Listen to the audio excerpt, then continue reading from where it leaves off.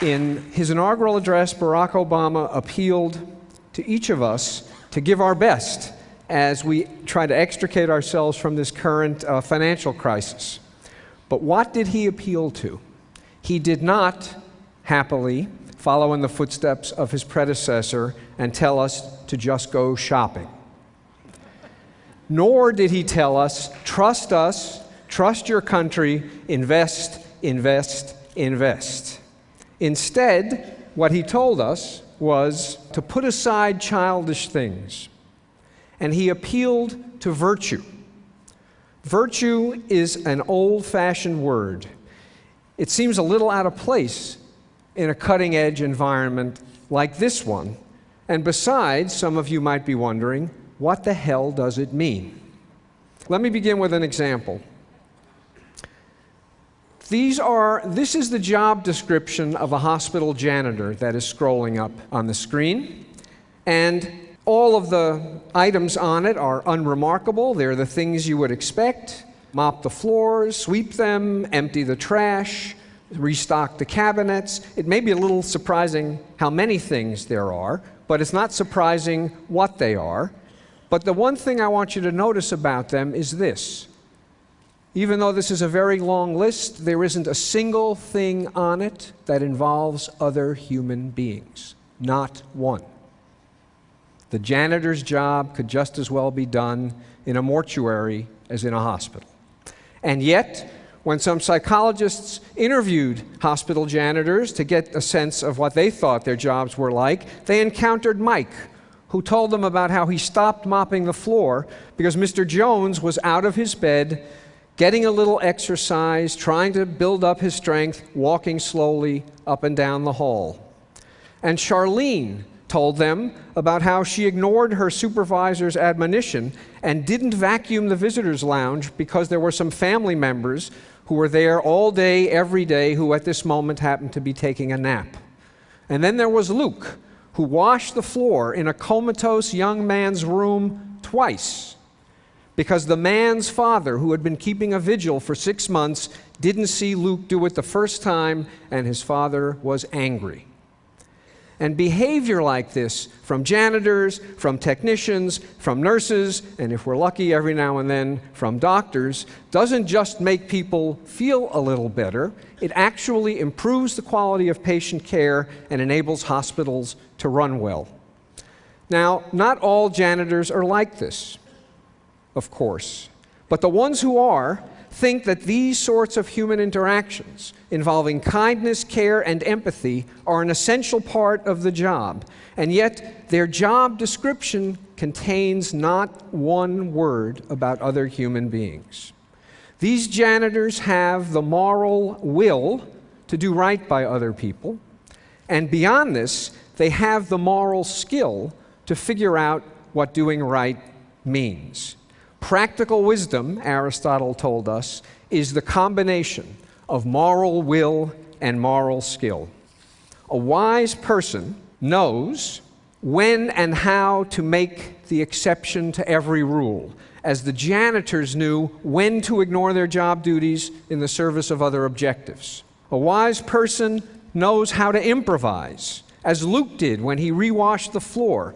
Real-world problems are often ambiguous and ill-defined, and the context is always changing. A wise person is like a jazz musician, using the notes on a page, but dancing around them, inventing combinations that are appropriate for the situation and the people at hand. A wise person knows how to use these moral skills in the service of the right aims, to serve other people, not to manipulate other people. And finally, perhaps most important, a wise person is made, not born. Wisdom depends on experience, and not just any experience. You need the time to get to know the people that you're serving. You need permission to be allowed to improvise, to try new things, occasionally to fail, and to learn from your failures. and you need to be mentored by wise teachers. When you ask the janitors who behave like the ones I described how hard it is to learn to do their jobs, they tell you that it takes lots of experience. And they don't mean it takes lots of experience to learn how to mop floors and empty trash cans.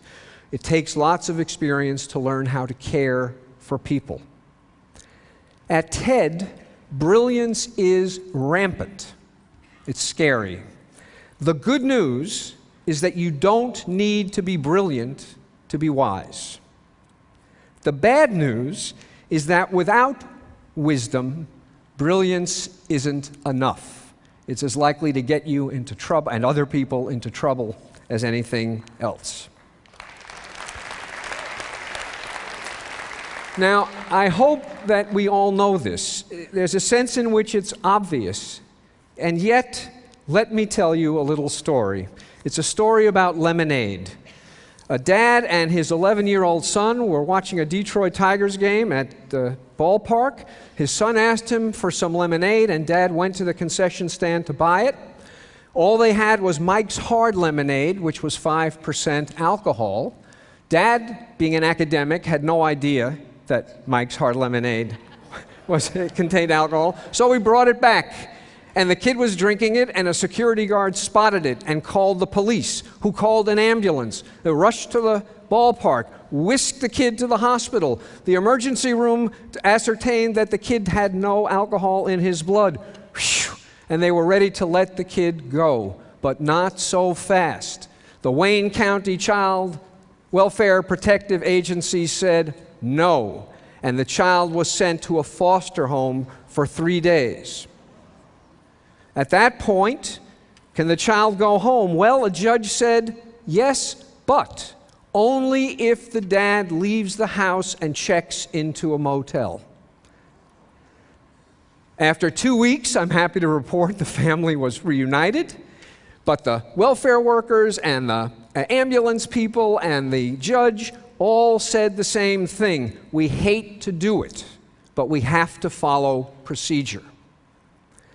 How do things like this happen? Scott Simon, who told this story on NPR, said, rules and procedures may be dumb, but they spare you from thinking.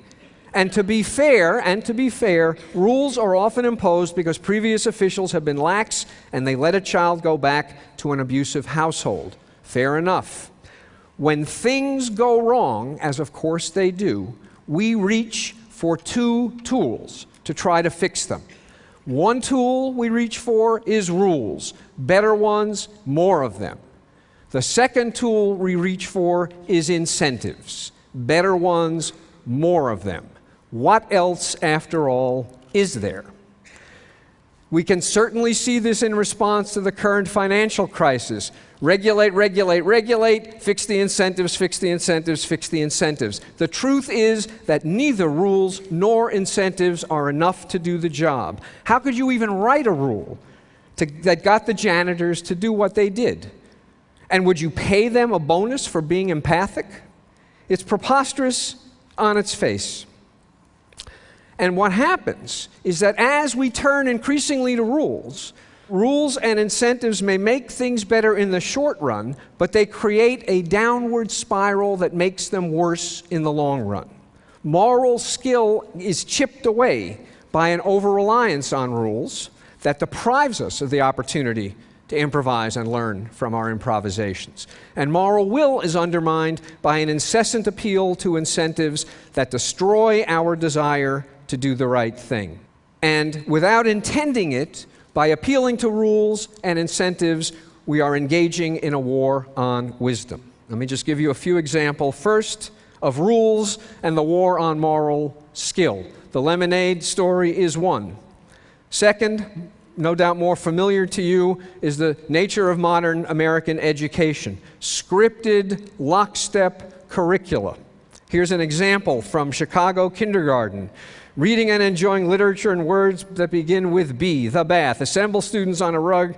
Give students a warning about the dangers of hot water. Say 75 items in this script to teach a 25-page picture book all over Chicago in every kindergarten class in the city Every teacher is saying the same words in the same way on the same day. We know why these scripts are there. We don't trust the judgment of teachers enough to let them loose on their own. Scripts like these are insurance policies against disaster. And they prevent disaster. But what they assure in its place is mediocrity.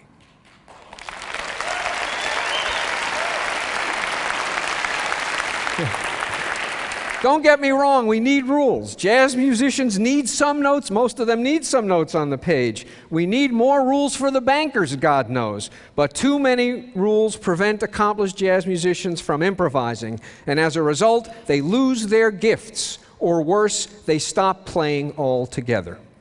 Now, how about incentives? They seem cleverer. If you have one reason for doing something, and I give you a second reason for doing the same thing, it seems only logical that two reasons are better than one, and you're more likely to do it. Right? Well, not always. Sometimes two reasons to do the same thing seem to compete with one another instead of complementing, and they make people less likely to do it. I'll just give you one example because time is racing. In Switzerland, back in about 15 years ago, they were trying to decide where to site nuclear waste dumps. There was going to be a national referendum, and some psychologists went around and polled citizens who were very well informed. And they said, would you be willing to have a nuclear waste dump in your community? Astonishingly, 50% of the citizens said yes. They knew it or thought it was dangerous. They thought it would reduce their property values, but it had to go somewhere, and they had responsibilities as citizens. The psychologists asked other people a slightly different question. They said, if we paid you 6 weeks' salary every year, would you be willing to have a nuclear waste dump in your community? Two reasons. It's my responsibility, and I'm getting paid. Instead of 50% saying yes, 25% said yes. What happens is that the introduction of the incentive gets us so that instead of asking, what is my responsibility, all we ask is, what serves my interests? When incentives don't work, when CEOs ignore the long-term health of their companies in pursuit of short-term gains that will lead to massive bonuses, the response is always the same. Get smarter incentives. The truth is that there are no incentives you can devise that are ever going to be smart enough. Any incentive system can be subverted by bad will. We need incentives. People have to make a living. But excessive reliance on incentives demoralizes professional activity in two senses of that word. It causes people who engage in that activity to lose morale, and it causes the activity itself to lose morality. Barack Obama said before he was inaugurated, we must ask not just is it profitable, but is it right? And when professions are demoralized, everyone in them becomes dependent on, addicted to incentives, and they stop asking, is it right? We see this in medicine. And we certainly see it in the world of business.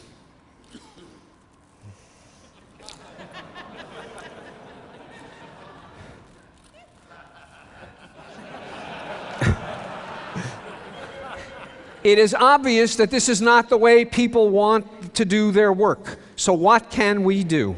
A few sources of hope.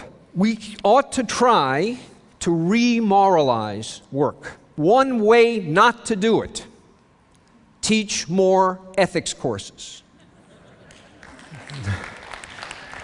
There is no better way to show people that you're not serious than to tie up everything you have to say about ethics into a little package with a bow and consign it to the margins as an ethics course. What to do instead? 1, celebrate moral exemplars. Acknowledge when you go to law school that a little voice is whispering in your ear about Atticus Finch. No 10-year-old goes to law school to do mergers and acquisitions. People are inspired by moral heroes. But we learn that with sophistication comes the understanding that you can't acknowledge that you have moral heroes. Well, acknowledge them, Be proud that you have them, celebrate them, and demand that the people who teach you acknowledge and celebrate them too. That's one thing we can do. I don't know how many of you remember this. Another moral hero, 15 years ago, Aaron Feuerstein, who was the head of Malden Mills in Massachusetts. They made Polartec. The factory burned down. 3,000 employees. He kept every one of them on the payroll. Why? Because it would have been a disaster for them and for the community if he had let them go. Maybe on paper our company's worth less to Wall Street, but I can tell you it's worth more. We're doing fine. Just at this TED, we heard talks from several moral heroes, two particularly inspiring to me. One was Ray Anderson, who turned a part of the evil empire into a zero footprint or almost a zero footprint business. Why? Because it was the right thing to do. And a bonus he's discovering is he's actually going to make even more money. His employees are inspired by the effort. Why? Because they're happy to be doing something that's the right thing to do. Yesterday we heard Willie Smits talk about reforesting in Indonesia. And in many ways this is the perfect example because it took the will to do the right thing, and God knows it took a huge amount of technical skill. I boggled at how much he needed to know and his associates in order to plot this out. But most important to make it work, and he emphasized this, is that it took knowing the people in the communities. Unless the people you're working with are behind you, this will fail. And there isn't a formula to tell you how to get the people behind you, because different people in different communities organize their lives in different ways. So there's a lot here at TED and at other places to celebrate, and you don't have to be a mega hero. There are ordinary heroes like the janitors, who are worth celebrating too. As practitioners, each and every one of us should strive to be ordinary, if not extraordinary heroes. As heads of organizations, we should strive to create environments that encourage and nurture both moral skill and moral will. Even the wisest and most well-meaning people will give up if they have to swim against the current in the organizations in which they work. If you run an organization, you should be sure that none of the jobs have job descriptions like the job description of the janitors. Because the truth is that any work you do that involves interaction with other people is moral work. And any moral work depends upon practical wisdom. And perhaps most important, as teachers, we should strive to be the ordinary heroes, the moral exemplars to the people we mentor. And there are a few things that we have to remember as teachers. One is that we are always teaching. Someone is always watching. The camera is always on. Bill Gates talked about the importance of education, and in particular the model that Kip was providing. Knowledge is power, and he talked about a lot of the wonderful things that Kip is doing to take inner city kids and turn them in the direction of college. I want to focus on one particular thing Kip is doing that Bill didn't mention, and that is they have come to the realization that the single most important thing kids need to learn is character. They need to learn to respect themselves. They need to learn to respect their schoolmates. They need to learn to respect their teachers. And most important, they need to learn to respect learning. That's the principal objective. If you do that, the rest is just pretty much a coast downhill. And the teachers, the way you teach these things to kids is by having the teachers and all the other staff embody it every minute of every day. Obama appealed to virtue, and I think he was right. And the virtue that we need above all others, I think, is practical wisdom, because it's what allows other virtues, honesty, kindness, courage, and so on, to be displayed at the right time and in the right way. He also appealed to hope. Right again. I think there is reason for hope. I think people want to be allowed to be virtuous. In many ways, it's what TED is all about. Wanting to do the right thing in the right way for the right reasons. This kind of wisdom is within the grasp of each and every one of us if only we start paying attention. Paying attention to what we do, to how we do it, and perhaps most importantly, to the structure of the organizations within which we work, so as to make sure that it enables us and other people to develop wisdom rather than having it suppressed. Thank you very much.